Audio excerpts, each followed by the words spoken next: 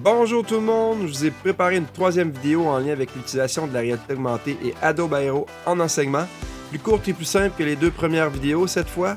Alors, le partage d'expérience et l'intégration dans vos livres de classe à partir de codes QR. Cela vous permet par exemple d'agrémenter énormément vos explications théoriques ou encore de réaliser des activités fort intéressantes. De plus, avec Adobe Aero, le partage est un jeu d'enfant. Aujourd'hui, je vous emmène encore sur TurboSquid, un des meilleurs sites pour trouver des modèles 3D. Je vous montre aussi comment intégrer facilement un modèle dans Aero. Et pour terminer, comment partager votre expérience. Pour commencer, je vais sur le site TurboSquid chercher une pièce mécanique pour l'exemple. N'hésitez pas à chercher en anglais vos modèles si vous avez de la difficulté à trouver en français.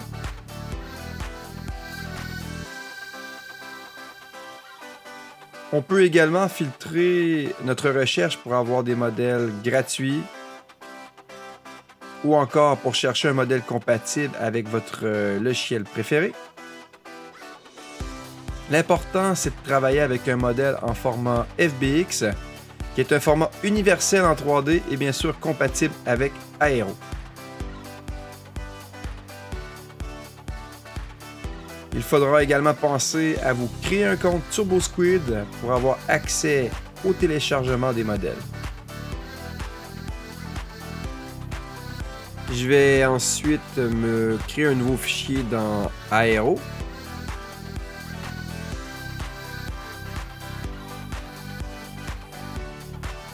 Et ensuite importer mon modèle 3D.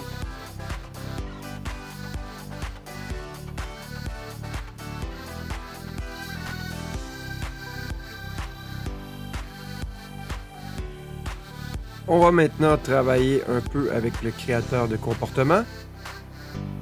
On va s'ajouter un déclencheur qui va commencer au début de l'expérience. On va par la suite ajouter une action. Dans ce cas-ci, je vais ajouter l'action « Faire tourner ».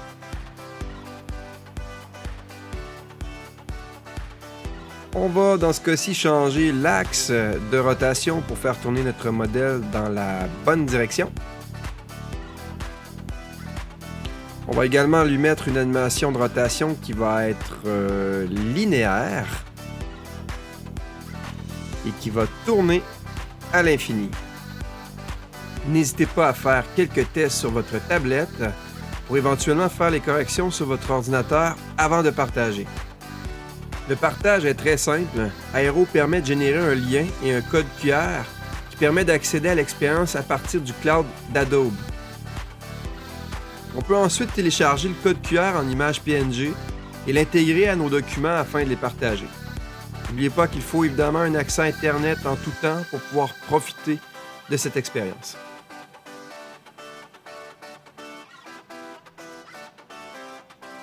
Il suffit à l'étudiant de sortir son téléphone mobile de sa poche et de scanner le code QR pour expérimenter la réalité augmentée dans son cours. Pourquoi ne pas l'utiliser pour agrémenter la théorie de vos cours? Ou encore pour dégourdir vos étudiants avec une petite activité, un rallye par exemple dans votre école? Les possibilités sont infinies.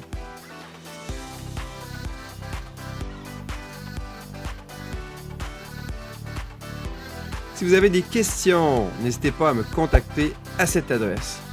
À bientôt!